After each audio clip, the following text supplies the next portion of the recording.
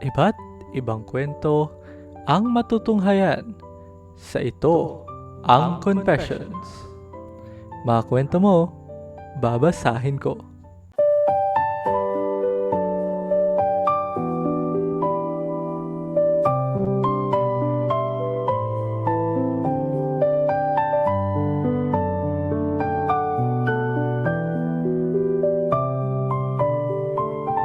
Dear LTG,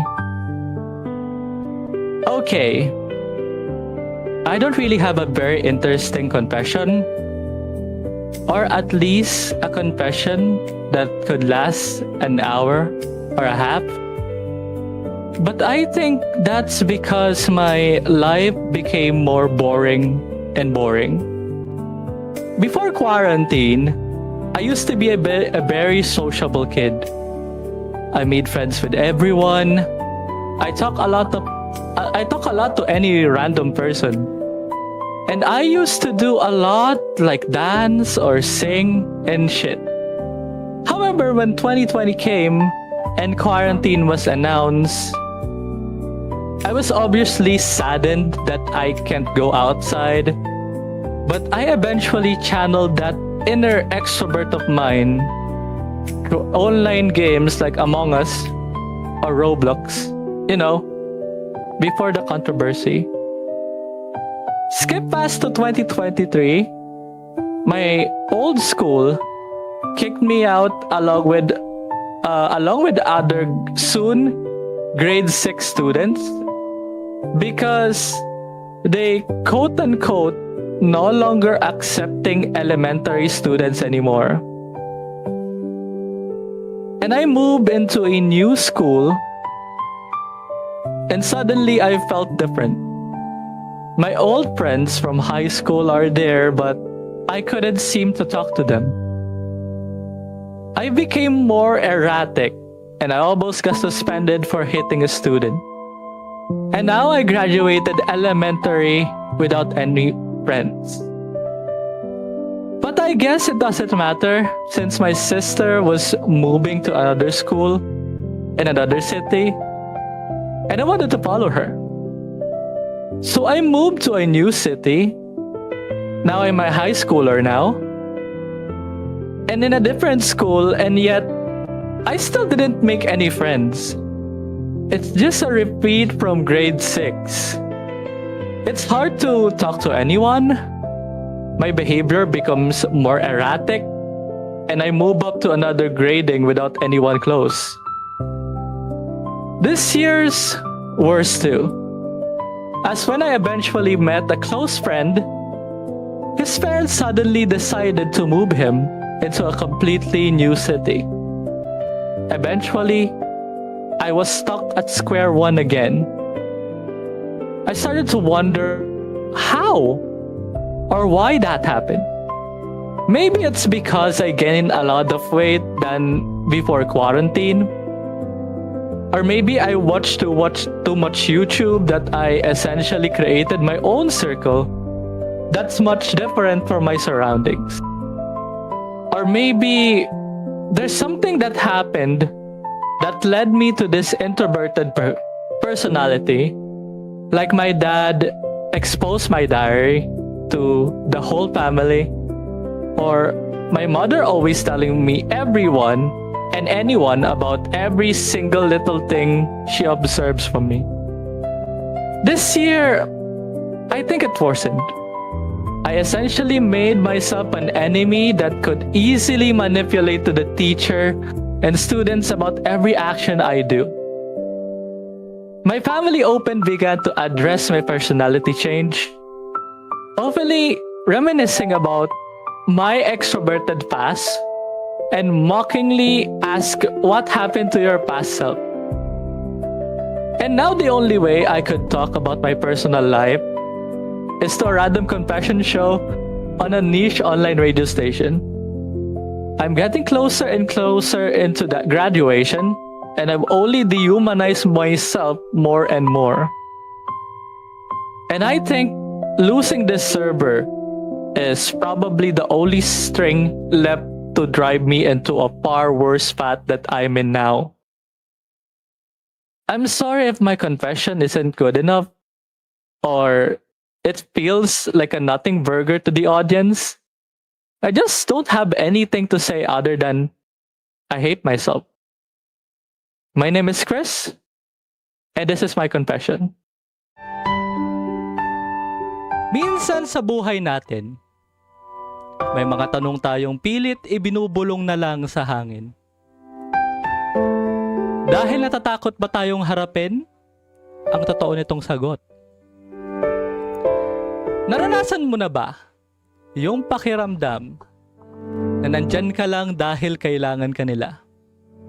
Yung tipong hindi ikaw ang unang pumapasok sa isip nila, kundi ikaw na lang yung huling option nila.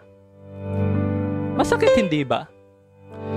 Masakit isipin na minsan ang pagiging maaasahan natin ang siya pang rason kung bakit tayo nagiging last option. Saling pusa, kung tawagin nila.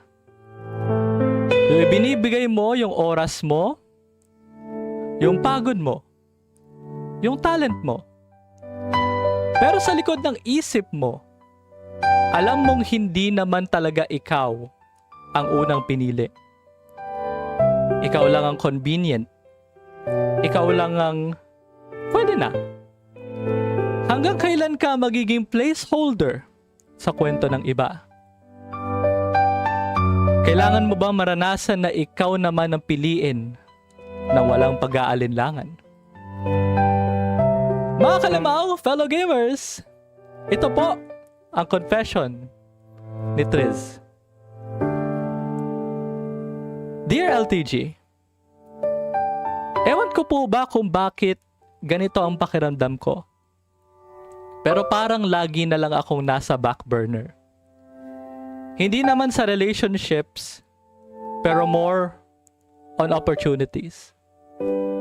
Parang pinipili lang ako kapag kailangan na. Kapag wala nang ibang option. Parang last resort. Hindi first choice. Ang hirap kasi minsan na hindi naman sinasabi. Pero ramdam na ramdam ko. Yung timing ng pagpili sa akin, yung paraan ng pag-a-approach, parang ikaw na lang. Hindi ikaw yung gusto namin. May difference yun.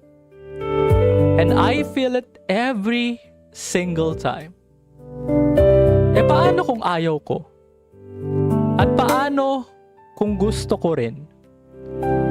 Pero hindi sa ganitong paraan.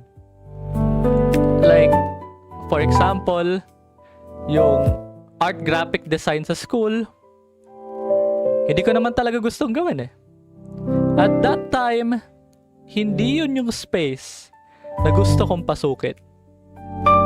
Pero parang napilitan ako kasi ayaw ng iba. Parang napunta lang sa akin na dahil ako yung natitirang hope.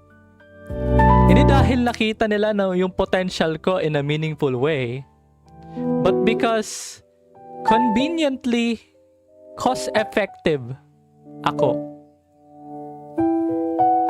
And yeah, maybe I did well. Maybe I proved something. Pero that doesn't erase the fact na hindi ko yon pinili for myself. It felt like my energy, my adrenaline, yung natural instinct ko to either step up or step away was taken from me. Para wala akong choice kung hindi sumunod. Nakakapagod pala yung ganun.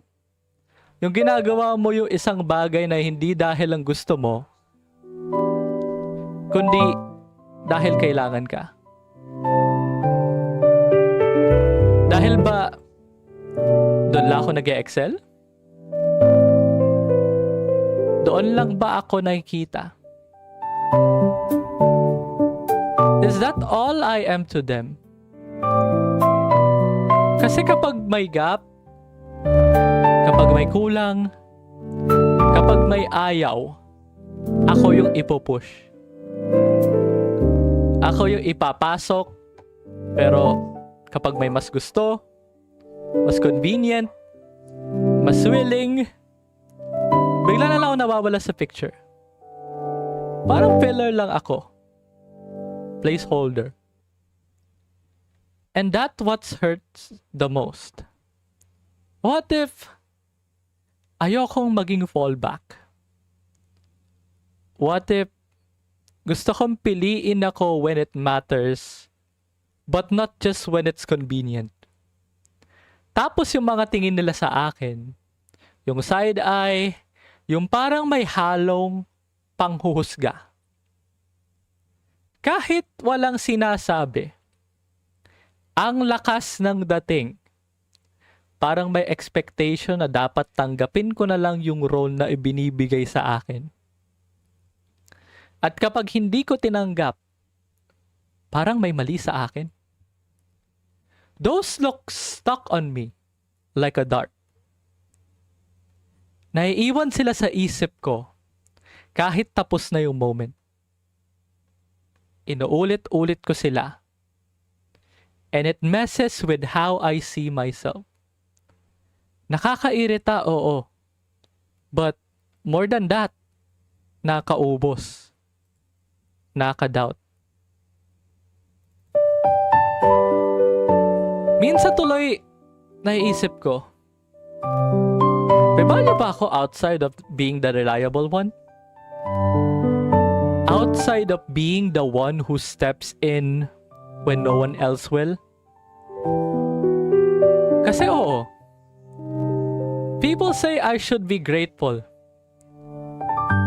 And I get that. I know not everyone gets opportunities. I know winning first runner-up as a poster maker in a poster making contest is something I should be proud of. And part of me is. But another part of me keeps asking if I was really chosen or if I was considered readily available. Kasi hindi naman yung award na hinahanap ko eh. Yung hindi recognition lang. Gusto ko. Gusto ko yung pakiramdam na pinipili ako dahil gusto ko ako. Na gusto ako. Dahil nakita nila yung worth ko beyond convenience. Beyond pagiging pwede na. Gusto ko rin maranasan na ako ang unang option. Hindi yung huli. Gusto ko pumili para sa'yo. At gusto ko rin maramdaman na may pumipili sa akin. Not out of necessity, but out of genuine belief in what I can do. Kasi I know I'm more than just someone they turn to when there's no one else left. And I think I deserve to feel that too. Ako po si Tris at ito po ang aking confession. Have you ever experienced fate crashing into your life when you least expected it? Have you ever bumped into a complete stranger on a completely ordinary day to realize later that your entire world is about to change? Can you remember a time when the simplest moments, like sharing a simple meal, surviving late-night school projects, or just sitting together in comfortable silence, suddenly felt like the grandest kind of love? Have you ever looked at someone and felt yourself falling harder every single day? Did you ever hold onto a connection so deeply that you truly believe the two of you had all the time in the world. But what if, when an unstoppable feeling meets the unpredictable turning points of life? Are some people meant to enter our lives to stay forever? Or do they arrive to just simply change us forever? Mga kalamang fellow gamers, this is Rizel's Confession. Dear LTG, have you ever loved someone so deeply that losing him felt like losing a part of yourself too? Because this is a story of mine. It began on an ordinary sunny day inside the school gymnasium. That kind of day that felt completely normal. Noisy courts, students everywhere, life moving exactly the way it always did. I was in the middle of the sports practice when suddenly I bumped into him after losing my balance. And somehow, in that single moment, everything changed. It's just strange how fate works. Sometimes it happens out of nowhere.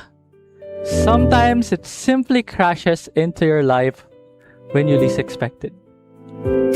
At first, he and I barely spoke, just passing conversations here and there. But little by little, those moments turned into something more. Then came the night of our first kiss. Unexpected, thrilling, unforgettable.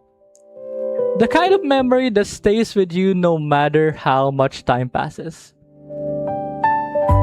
After that, everything felt easy with him. He helped me survive statistics, and I helped him finish his programming projects. He and I spent late nights together, laughing over the smallest things, sharing dreams, sharing silence. And somehow, even the simplest moments became my favorites. Like when he would bring me to my favorite fast food place and order my comfort meal without even asking, chicken fillet, a la king. It sounds so small, but back then, it felt like love. He and I trained together too, work out side by side, and every time I looked at him, so confident, so determined, so perfectly in shape, I caught myself falling harder than before. I truly thought he and I all have the time in the world. But fate has a cruel sense of humor. One day, he and I were lovers. And then suddenly, we were not. No big warning. No dramatic ending. Just two people slowly became memories in each other's lives. Still, there are moments I could never erase. Like the night I got sick and he showed up with medicine because he couldn't stand the thought of me suffering alone. Or the nights when I felt heavy with sadness and he sang to me just to make me smile again. I still have his guitar cover saved on my phone. I also heard in the recording that your phone fell on the floor. Good times. A small reminder that once upon a time, someone loved me enough to sing for me. And maybe that's the hardest part about losing someone. Not the ending itself, but remembering how beautiful things were before they ended. It hurts knowing me and I had to go separate ways. But somewhere inside me, I understand. Maybe some people are meant to enter our lives not to stay forever, but to change us forever. And he did. Postscript, I still have that guitar cover. Maybe someday, if curiosity ever finds him again, he'll listen to it and remember us too. Because even if our story didn't last forever, it gave me some of the happiest years of my life. And for a while, he and I were insufferable. LTG, if you're ever curious about the song he sang for me, it was first by Lucy Rose. Thank you, LTG, for giving a platform where I can submit my confession. Naranasan mo na bang hindi maintindihan ng karamihan mula pa noong bata ka? Nahihirapang magsalita at makipag-communicate habang ang iba ay napakadaling gawin ito. Ginusto mo lang naman na magkaroon ng kaibigan, pero bakit pandidiri at kawalan ng interes ang isinukli nila sa'yo? Kapag ginawa mo na ang lahat para makapag-acknowledge ka sa pamamagitan ng inyong mga talento, anong mangyayari sa puso mo kapag puro panghuhusga at kritisismo na lang ang natatanggap mo sa harap ng maraming tao? Susuko ka na lang ba at pipiliing mag-isa sa isang tahimik na sulok habang nanonood ng anime? Pero sa kalungkutang yon, posible nga bang madiscover mo ang isang bersyon ng inyong sarili na naghihintay na makawala sa loob ng isang online na mundo? Mas matuturing mo bang talagang pamilya ang mga hindi mo kilalang tao mula sa isang laro kaysa sa mga taong nakakasama mo sa personal araw-araw? Posible bang magkaroon ng perpektong buhay bilang isang sikat na streamer online habang palihim kang nalulunod sa bigat at pressure ng inyong pag-aaral at totoong buhay? Kapag ang mga trauma ng nakaraan at ang sakit ng pagkabigo ay nagmetra sa iyo sa sukdulan para saktan ng sarili mo, sino ang magmamakaawa sa iyo na tumigil at magpapaalala na kailanman ay hindi ka naging pabigat? Makakatulong ba ang pagtuklas sa tunay mong boses upang kayanin mo lahat ng sakit? At sa huli, ang paghahanap ba sa lugar kung saan ka tunay na nabibilang at tuturuan kang magpatawad, maghilom, at higit sa lahat, mahalin ang iyong sarili? Mga kalamang fellow gamers, ito po ang confession ng isa sa aking mga kaibigan sa pag-i-stream na si Yuki Nekawai. Dear LTG, ikakwento ko lang po sa inyo ang tungkol sa story ng The Other Me. Kung paano siya naging magkaibang character. 4 years old to 12 years old, elementary school sa probinsya. Simula nung bata pa ako, tinatawag na akong delayed speech dahil 7 taong gulang na ako nagsimulang magsalita. Nahihirapan talaga ako sa pakikipag-communicate. Gusto ko po sanang magkaroon ng mga kaibigan pagsimula ng elementary. Pero walang interesado. Nang sinubukan ko silang kausapin, ang mga mukha nila ay puro puno ng disgust at walang katorya-torya. Nangyari to sa loob ng 2 taon. Nung grade 1 to 5, tinapos ko po yung aking common levels para maituro ko sa mga kaibigan ko. Sakaling kung kakailanganin nila ng tulong sa math problems at iba pa. Pero sa huli, kahit naging maayos ang lahat, hindi pa rin ganon kaganda ang pag-uusap namin kapag hindi na academics ang topic. Sa edad na 7, nahilig na po ako mag-drawing ng mga Disney princesses. Lalo na si Elsa mula sa Frozen at magpiano. Goal ko po naman na ma-acknowledge sa klase. Pero sa huli, hindi ito nangyari. Pinintasan nila lahat ng ginawa ko. Tinawag nilang shit ang drawing ko at hinuhusgahan ako nung graduation speech namin sa harap ng libo-libong estudyante. Nung 12 years old ako, at grade 6, dito na nagsimulang maging weird ang mga bagay-bagay. Unang beses na nagkaroon ako ng crush sa isang tao. At may isa ring classmate na may crush sa akin. Sobrang nagkagulo, promise. Pero yung classmate ko ay nag-confess sa akin at syempre, nireject ko siya dahil wala naman akong feeling sa kanya. May nakita lang akong gusto. Sakto pa nun na huling araw namin sa school bago ang final graduation.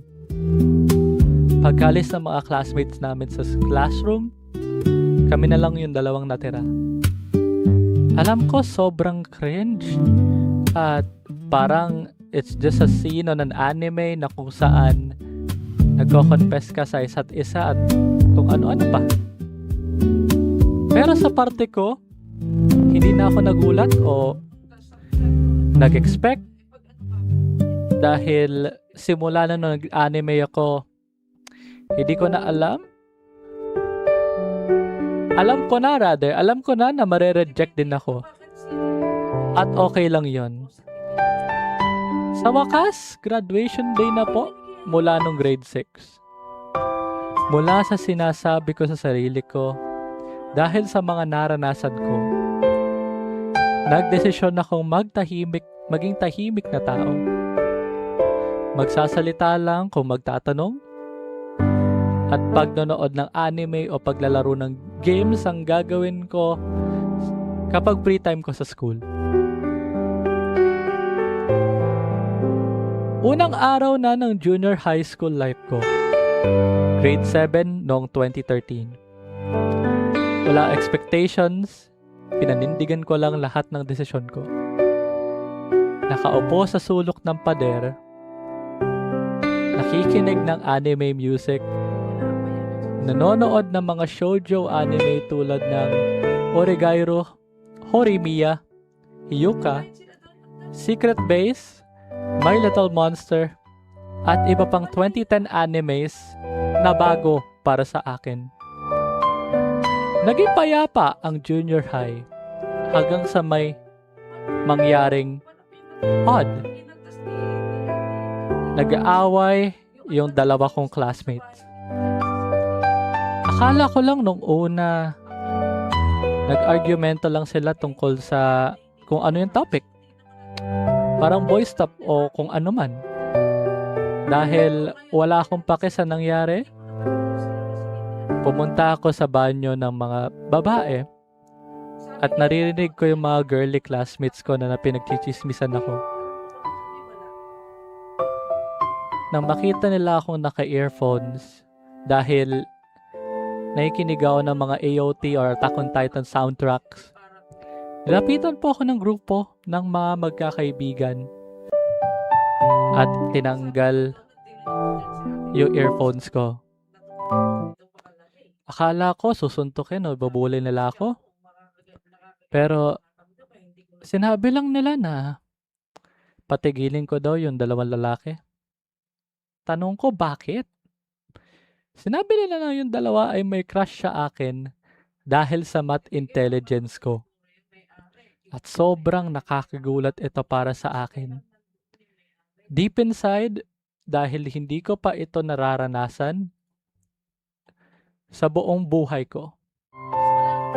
Sinabi ko na lang, meh, problema nila yon kung bakit sila nagkakagusto sa akin. At nagreklamo sila na may bitter personality daw ako sa isa kong tunay na loner sa klase. Hinayaan ko lang sila. At kung mag-confess man sila, automatic reject na yung mga dalawang yun. Totoo naman, sinusubukan kong maging emotionless na tao dahil bakit ko sila kakausapin kung hindi naman konektado ang vibe ko sa kanila? Sa vibe nila, puro Katniel, ML, K-pop, at K-drama series na hindi ko naman alam. Sobrang layo, di ba? Nung grade 8 ako noong 2014, mayroong school-wide art poster contest. Dahil 2 tao sa klase namin ang magaling mag-drawing, nag-e-expect ako na male classmate ko yung sasali. Pero bigla na lang itinuro ako sa isang maingay na babaeng classmate para sumali na wala akong consent. At pumayag naman yung iba. Kaya napagdesisyonan na ako ang sasali sa poster making competition. Lumipas ang araw para sa competition. Para sa akin, masaya siya. Pero at the same time, nakaka-pressure. Nang i-announce ko yung results,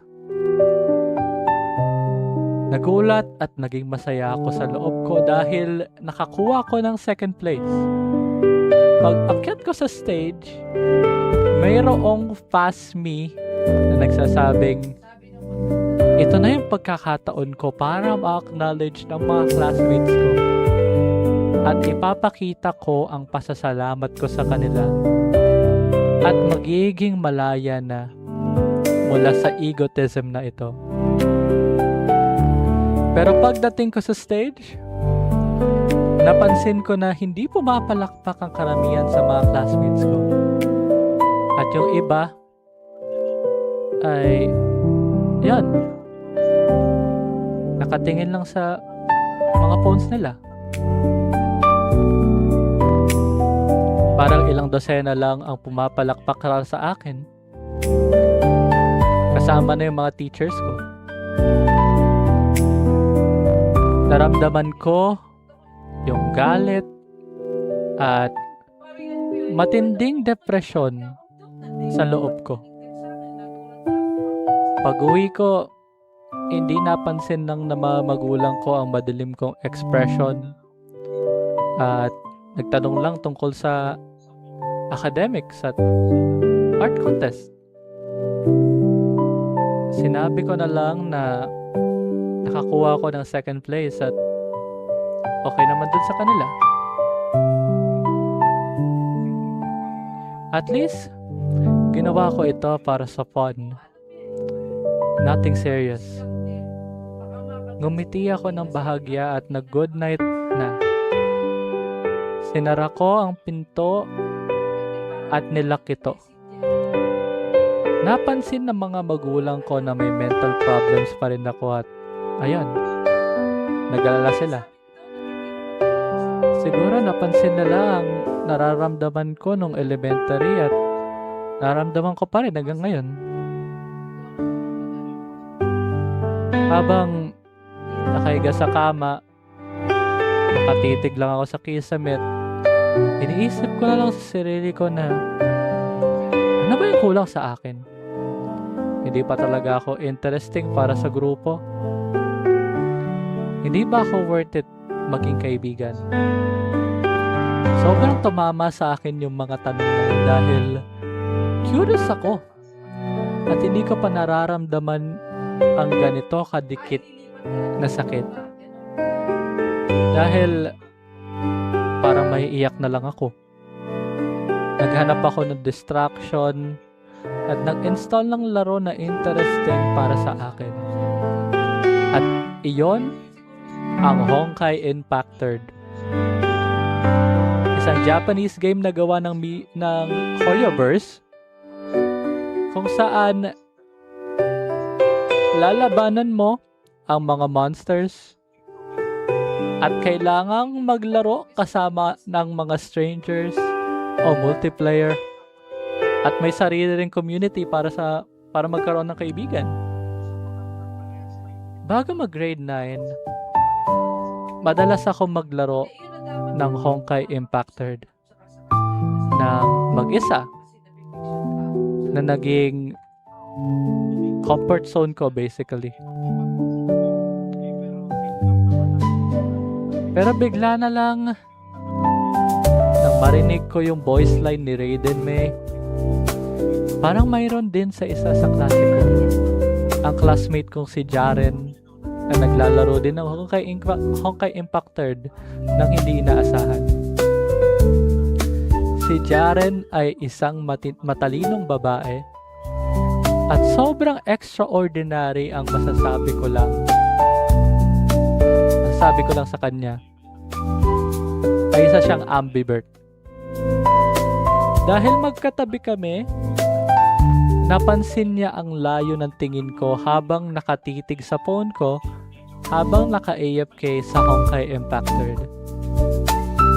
Akala niya nahihiya akong humingi ng tulong sa pag-farm ng material sa laro. Kaya nilapitan niya ako. Nayang maglaro at nagpretend din na kailangan niya ring mag-farm. Ito ang kwento kung paano naging magkaibigan ang Other Me at si Jaren hanggang sa nagbago ang lahat. Noong 2019, grade 9 na ako. Sobra ako nag-e-enjoy sa paglalaro kasama si Jaren. Nag-bond kami ng lunch at pinag-uusapan ng mga anime na gusto namin. Hanggang sa may dumating na 3 transferees, ang mga Pakistani siblings na sila Ansha, ang panganay, Haram yung pangalawa, at si C, yung bunso, na nasa ibang grade. Si Haram ay dapat lower grade pero dahil maaga siyang nag-graduate, naging classmate namin siya. Nagbago ang lahat sa amin ni Jaren dahil nung dumating yung dalawang yun. Naging parte sila ng grupo namin. Pero nararamdaman ko na parang may mali. Parang inabandon na lang ako. Dahil nakikita ko na mas nagkakasundo sina Jaren, Ansha, at Haram kaysa sa akin. Kapag K-pop na ang topic nila, hindi kasi ako makarelate dahil wala talaga akong alam doon. At hindi ko talaga type yung stan ng K-pop. Nakikinig lang ako sa mga yapping nila na may fake smile habang sa nabor na lang ako at hinayaan ko na lang sila ng patient. Pagkalipas ng 4 na buwan, noong November 2019, in-ignore ko na lang sila. Siguro dahil sa pagseselos o egotism, kaya sinabi na lang ng isip ko na bumalik na lang sa pagiging loner at wag na lang silang kausapin para mas mag-suffer pa. Kaya nag-focus na lang ako sa paglalaro ng Honkai Impact Third ng mag-isa walang multiplayer. Siguro dahil sa pagseselos o egotism, kaya sinasabi ng isip ko na bumalik na lang sa pagiging loner at wag na silang kausapin pa para mas mag-suffer pa. Kaya nag-focus na lang ako sa paglalaro ng Honkai Impact 3 nang walang isa, walang multiplayer. Solo grinding lang. Tapos mayroong interesting na grupo ng friends online mula sa global community na kung saan nagro-roleplay sila. Ang mga characters na nakilala ko na si Dark Apocalypse or Dark, Padoro or Pado, Aryan Aquila or Aquila, Kitty or Balls, Nameless Danger Stranger or Diaz, Siren Neko or Neko, at Phoenix Hodshiko or Echo. Para sa akin, funny at interesting silang kausap. Kaya nang walang pag-aalinlangan, sumali ako bigla. Nag-type ako ng, Ipinakilala ko ni Dark sa mga friends niya at nag-a-act sila bilang isang online family sa Honkai Impact 3. Pagkatapos ng introduction ng mga 5 kabayo, naging parte na ako ng online family. Pero nagsisinungaling ako na tungkol sa tunay kong gender. Dahil sabi ng mama ko, huwag magtiwala o makipag-usap sa mga strangers online. Baka mapasama ka. At yun din ang inisip ko. Pero ginawa ko pa ring trial ang bond na ito sa online world. Para malaman ba kung tama o mali yung mama ko. Kailangan ko ba itong malaman sa pamamagitan ng sarili kong obserbasyon? Noong December 4, birthday ko na. At nung nag-15 na ako. Dahil walang nakakaalam ng birthday ko. Dahil ako yung pinakatahimik sa klase. Nakahinga na ako ng maluwag. Para naman sa Starfall Family Discord server, oras na para i-reveal ko ang tunay kong gender sa kanila. Matagal bago nakuha yung tiwala nila. Naging maayos naman yung lahat. Nag-reveal ako ng gender sa Discord VC or chat. Nagulat silang lahat. At yung isang babaeng player na nakalimutan ko ang pangalan ay pinuri ako. Sabi niya, cute daw ako at cute ang boses ko. Pero nakakapatay mali siya daw ang tone ko. Mabait silang lahat pero medyo saucy baka.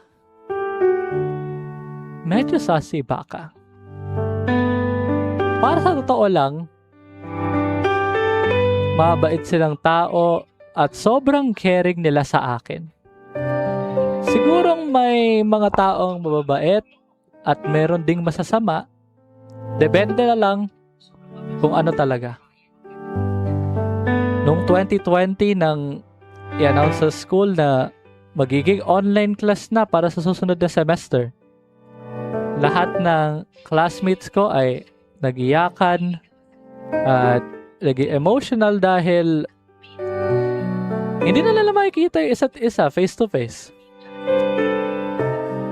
Samantalang ako yung walang reaction dahil sobrang busy ko sa pakikipag-bond kay Aquila at sa iba pang Starfall family members. Hanggang sa ang ibang boundaries ko ay parang hindi na okay. Simula pagkabata, nagpapatakbo sila ng rice mill. Nagbebenta ng iba't ibang uri ng bigas at nakikipag-collaborate sa ibang mga farmers para sa pagpapatuyo ng binhi at pag-test na kung maganda ba ang bigas. Dahil sa pandemic, naapektuhan ang rice mill ng pamilya namin. Nasunog ang workplace namin dahil sa sumabog na dryer machine dahil walang nagbantay.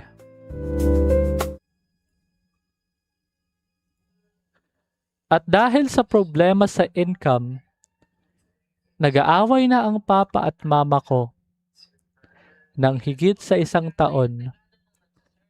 Kaya nagdesisyon ng papa ko na iretiro na lang at hindi na magtatrabaho sa rice mill.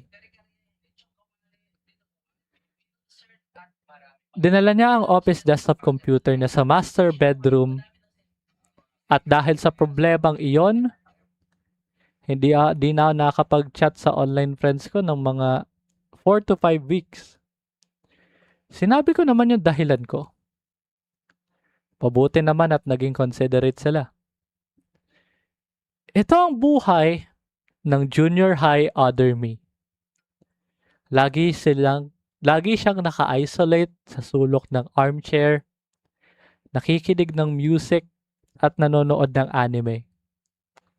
Hindi ko talaga vibe ang kanila. Pine-pressure akong gawin ito at gayan, hindi na na-acknowledge. At may sariling mundo. Sobrang sakit sa damdamin na utusan na parang puppet na hindi nakakahindi or dahil walang consent ko.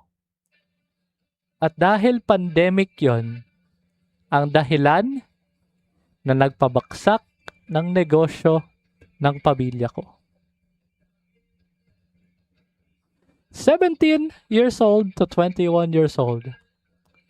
Senior high to college.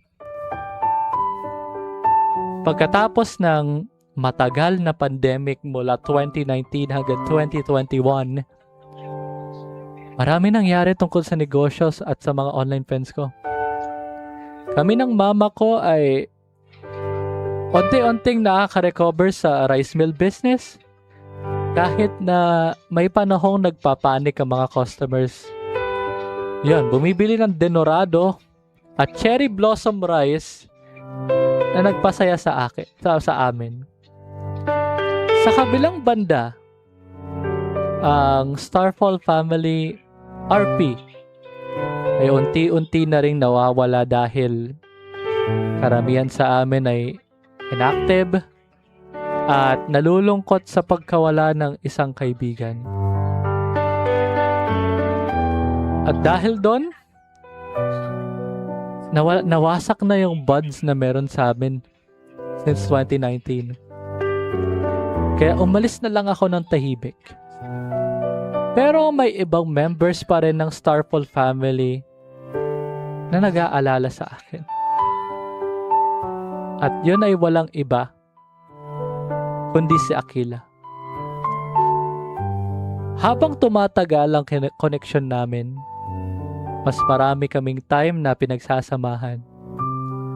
Habang naglalaro ako ng Honkai Impact 3rd, mas marami ako nakikilalang bagong tao kahit introvert ako. Sobrang perfect ng buhay ko sa online world. Madami akong nagiging kaibigan. Ang motto ko nga noon before mag-grade 11, mas mabuti pang magkaroon ng online friends kaysa sa mga classmate bilang kaibigan. Ayaw ko sa mga quote-unquote nice people. Noong 2021, grade 11 na ako. Nagsimula akong maging YT or YouTube content creator. Kung saan ang mga videos na ginagawa ko ay puro Honkai Impact 3rd, Memorial Arena tutorials, memes, at iba pang real life vlogs ng Other Me. Masaya siya nung una pero at the same time, hindi siya parte ng passion ko. 3 taon din ako sa YouTube nung senior high life ko. Noong 2023, first year freshman na ako. Tumigil na ako sa paggagawa ng YouTube contents dahil sa mga reality life academics. Mabigat din siya minsan, nararamdaman ko. Bago kami mag-on-site class, na-assign kami na magkaroon ng group chat session.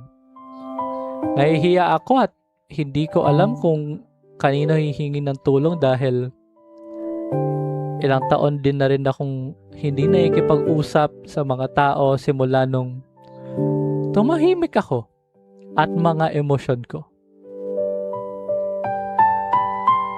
Nakahanap ako ng interesting na tao na nagngangalang Andrea Su. Tinanong ko siya tungkol sa pag-a-add sa akin sa sections dahil pareho kami ng course nun. Pagkatapos maayos, nag-chat kami tungkol sa sarili namin then guess what? Na-share ko na yung content creator na ako at beginner VTuber sa YouTube. Si Andrea or Rhea ay sobrang bait na tao at interesting dahil marami kaming common stuff. Parang magkapatid na yung turing ko sa kanya. Dahil sa kanya, marami ako nakilala sa university, maging on-site or online tulad nila Rap, Niel, Ate, Danny, Aaron, Kaisen, at iba pa mula sa university Discord server. Noong 2024, second year college na ako. 19 years old. Sobrang saya makipag-hangout kala Rap and Rhea, lalo na kapag kumakain. LOL. Dahil alam ni Raf na VTuber ako sa YouTube, god dang it, nakalimutan ko pala tanggalin ng connections ko sa Discord at YouTube.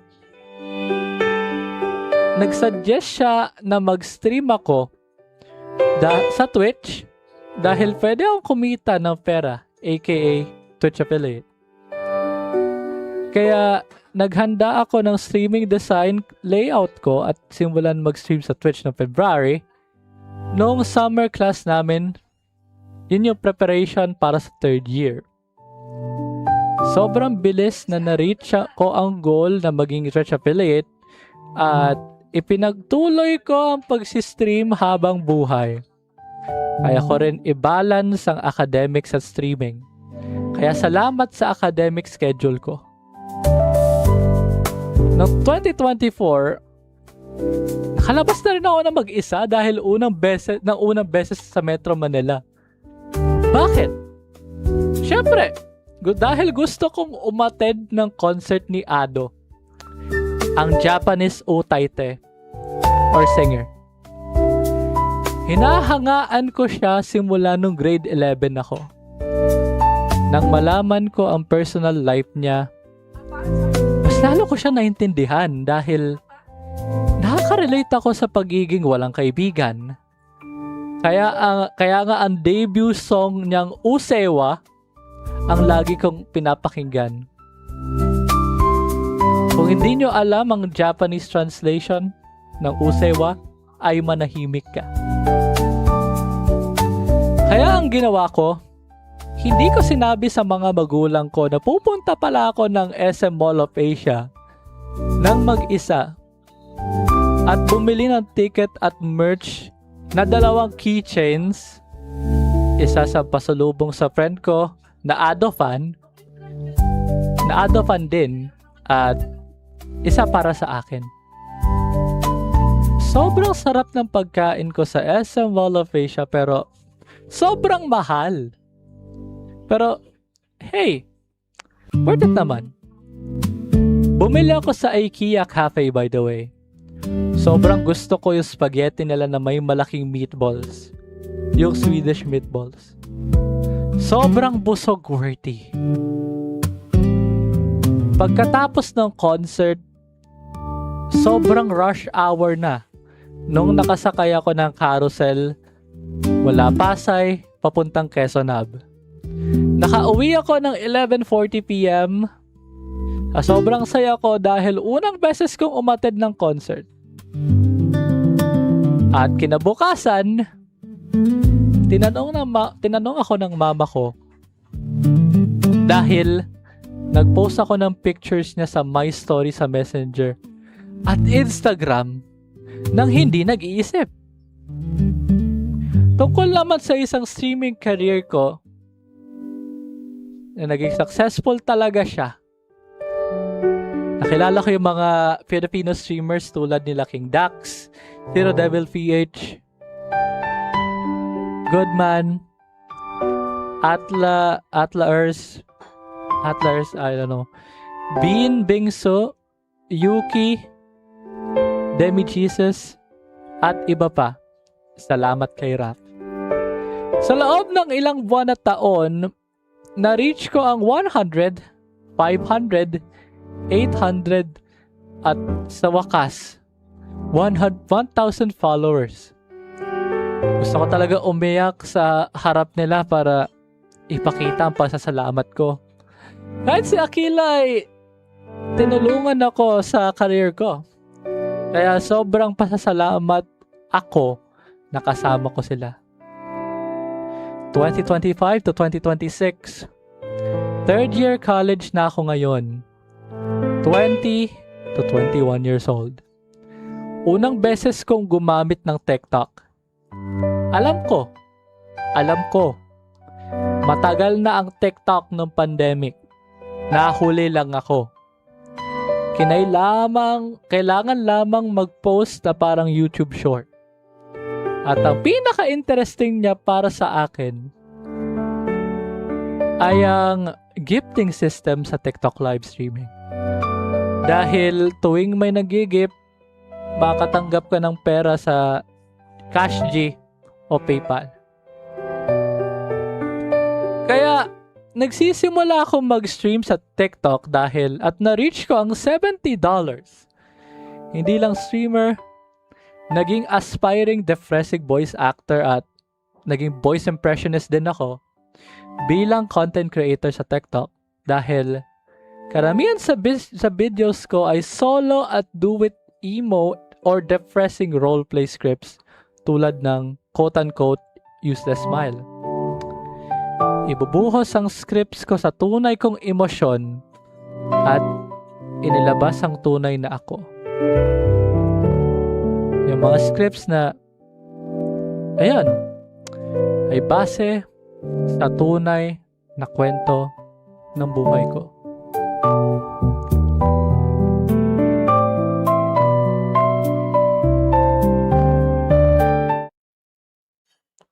Sobrang depressing niya. 'Di ba? Kung papanoorin ko lang yung video, puno ito ng fashion at na-reach ko yung 500 followers nung mga panahon na yun. At nakilala ko ang mga TikTok VTubers or PNG tuber friends tulad nila Kazo Abiti, Lartay Gaming, Gujang, Zap, Dan, Isamo, Josh Ash, at marami pang iba. Sobrang perfect ng streaming live ko tulad ng mababasa o mapapakinggan nyo sa kwento ko. Nung umalis ang kuya ko nang walang paalam o handang iwan kami ng pamilya ko dahil gusto niya makasama ang girlfriend niya at mamuhay mag-isa kasama ito. Ako na lang yung natira sa condominium namin.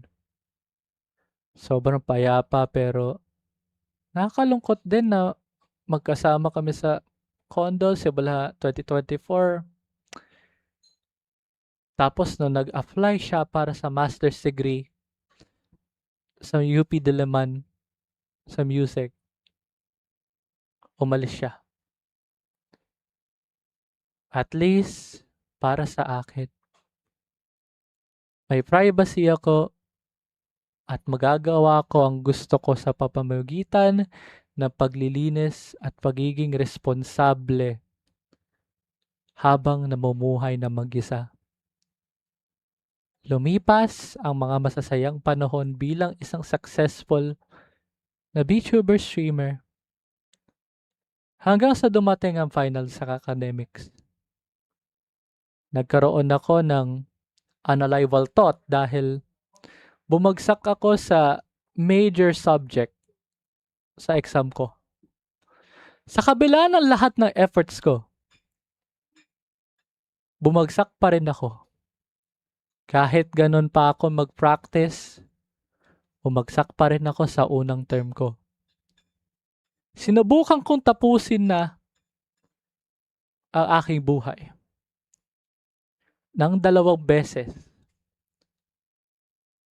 sa pamamagitan ng pagsakit sa sarili ko.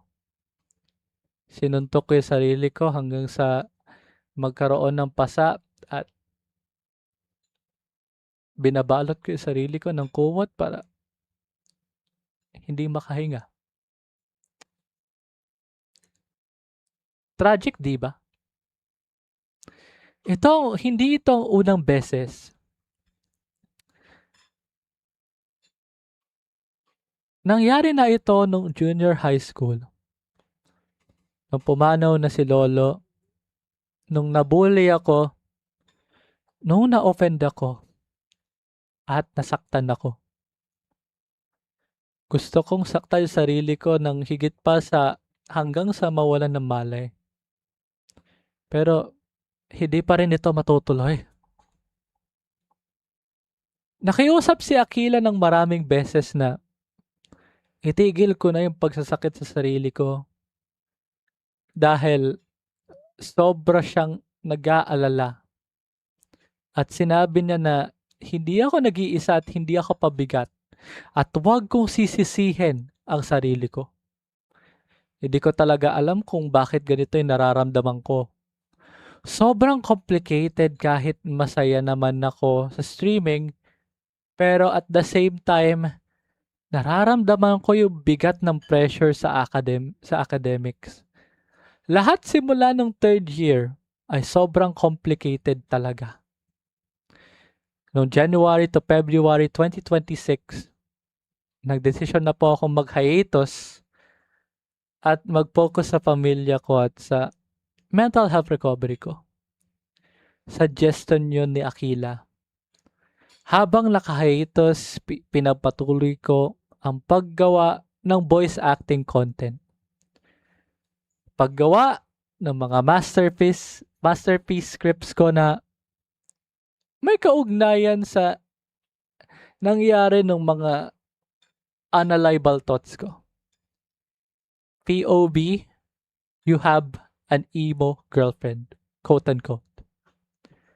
Noong Valentine's Day, at voice impressions nila Yamada at Akane mula sa Yamada Koizuru level 999, Miyamura mula sa Horimiya, Mikasa Ackerman, Levi Ackerman, at Eren Yeager mula sa Shingeki no Kyojin or Attack on Titan, Toka Kirishima, Ken Kaneki at Toru mula sa Tokyo Ghoul, at Rukia mula sa Bleach.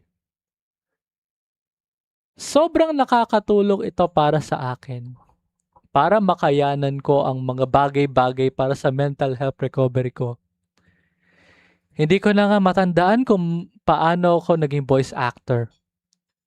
Sinasabi ng lahat na malalim at emo ang boses ko. Ang iba, kana nila, lalaki ako. Para sa mga audience naman iyon, pero hindi para sa sarili ko. Dahil iyon ang panahon na lahat sa community ko, kahit yung mga kilala ko sa university, ay sobrang bait nila sa akin. At doon ko na-realize na mahal ko sila. Mahal ko sila kaya ayaw kong sukuan ng hobby na ito. bilang isang dense na tao, nagkaroon ako ng relief at naramdaman kong okay na ako. Lahat ng academic problems ko ay naayos at hindi na ako kinabahan dahil confident ako na hindi ako mawawalan sa department. Si mama lang ang hindi nagtiwala, LOL. Pero nakapag-enroll pa rin ako para sa second semester.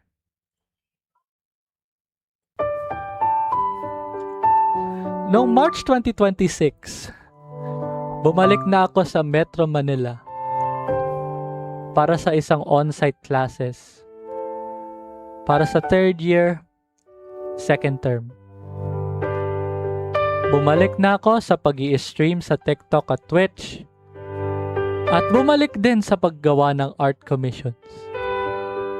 At ang iba pang bagay sa school, naging normal na. At nakapasa ako sa prelims exam sa 3 subjects kahit irregular student ako. Hanggang ngayon, ito ay ang kasalukuyan na sinasabi ko.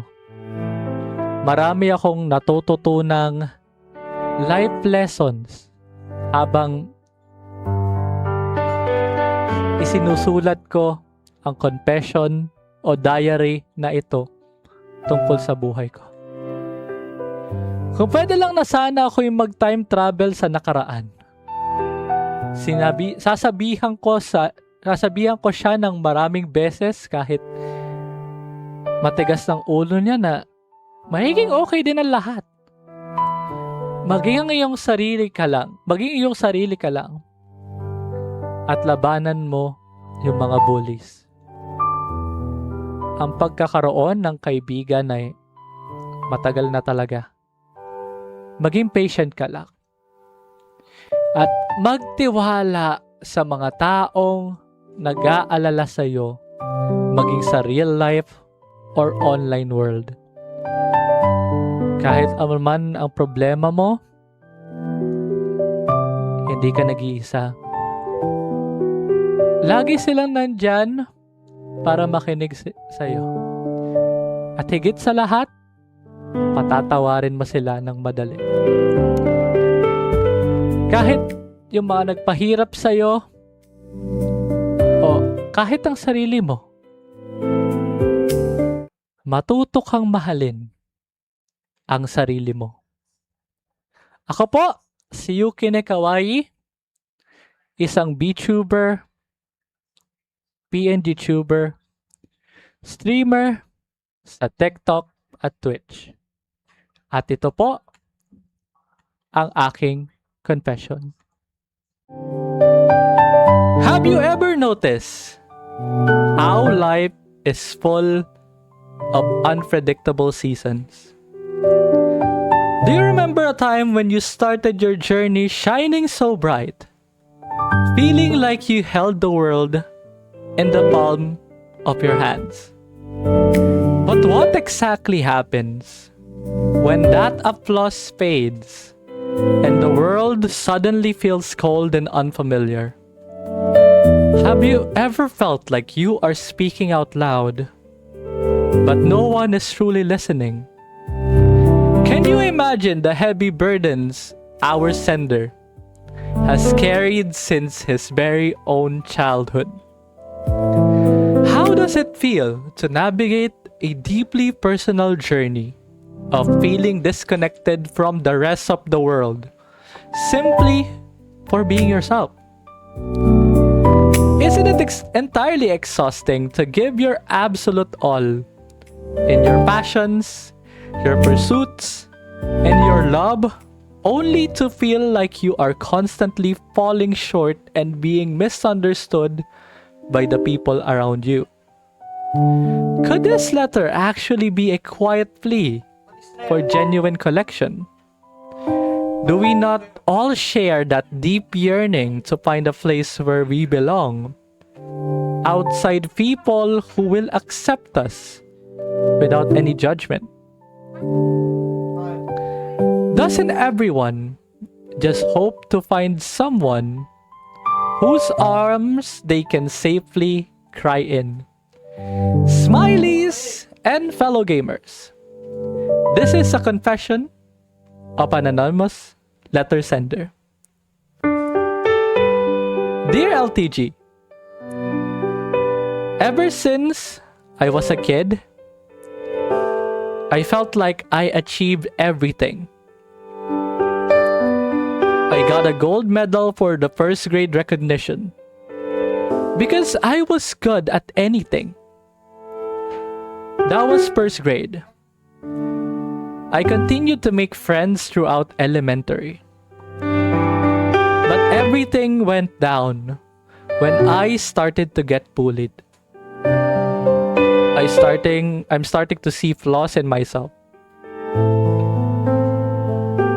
But I still have yet to understand why. Why am I getting made fun of? Every academic year that passes, there's always at least one person here laughing at my flaws, making me feel like I belong to nowhere.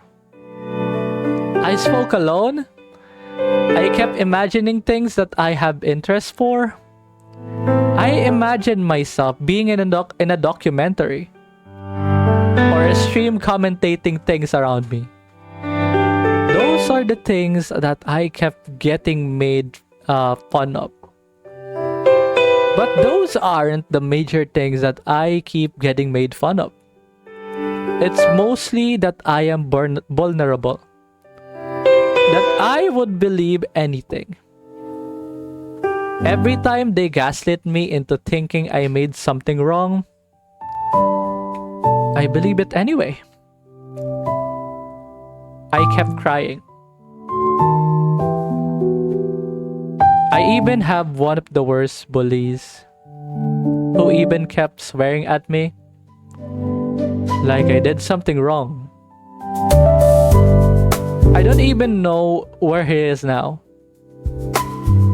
As I get older, I feel my interests are straying away from the mainstream.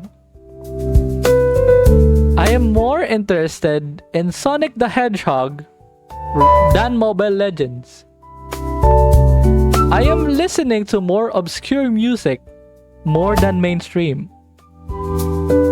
I felt disconnected from the rest simply for being myself. I've been hiding my interests ever since. Hiding Sonic games and my unusual humor, like Reddit humor, from everyone. But sometimes, I low-key embraced it, making me cringed out. As soon as I went into high school, I started to develop some crushes. One girl hated me initially, but is giving mixed signals. And then another girl rejected me because of a boyfriend, and she's not into it. But one girl gave me the most faith. I confessed to her, and she said she appreciated it. We've talked for months and so, but as days pass, the spark is lost. I blame myself for trying to beg for attention, for being paranoid that she is rarely messaging. But I suddenly discovered that she's texting everyone behind my back, despite assurances that I'm the only one she is interested in. I kept getting lied to. I tried giving her so many chances.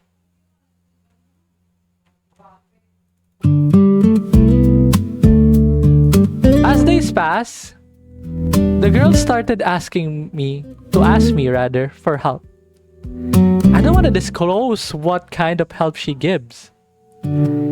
I don't want to put her name to shame, but I just want to bend everything out either. They gave her help because I love her. And I don't want to put her in such a dire direction. But one day, I discovered that she has someone else. Through my mom, who discovered her secret account. My world shattered. I felt being lied for so long. I lost my hope in love. That seeking one feels exhausting. Now I'm just here, pursuing my college. Everything is exhausting and discouraging. I failed some subjects due to being worse at making electronics projects at school. I played badly at everything. In video games, in running, in everything else. It feels exhausting to fail at everything tried to do. Today I learned that there are people who, like me, having several rejections, having such obscure traits. For those who just speaking to themselves, those who have the same trait as me, I felt that I was not alone. That there are others who are such in situations others people don't understand. I just wanted to have friends who understand me. I just wanted to have people who at least support me for who I am, as long as I don't hurt anyone. I just wanted to be heard. I am now part of the Smile family. I admit, sometimes I don't feel like I belong since I barely interact. But I realize that if I push hard, maybe there will be something. But on Smile, pushing just a little just worked. At least I felt in a family now. But my public online presence is just a different story. But I don't want to just push hard and all turn into nothing. I push hard into streaming, but I got little to no views. I push hard into my channel, but I fell off. Seeing my channel's content get ignored by the public despite everything I did feels exhausting. How can I push further if I did what I could? I hope one day I will be heard. I just hope so. I hope my situation is heard. I hope that I could cry in someone's arms and be hugged. I hope that I have someone that I could side with on. But I always feel alone. I just don't know how to choose words at this point. But that's all I just wanted to say. I just hope one day I don't feel alone again. This is Anonymous, and this is my confession. Ito ang Confessions. Mga kwento mo, babasahin ko. Ito ang Confessions.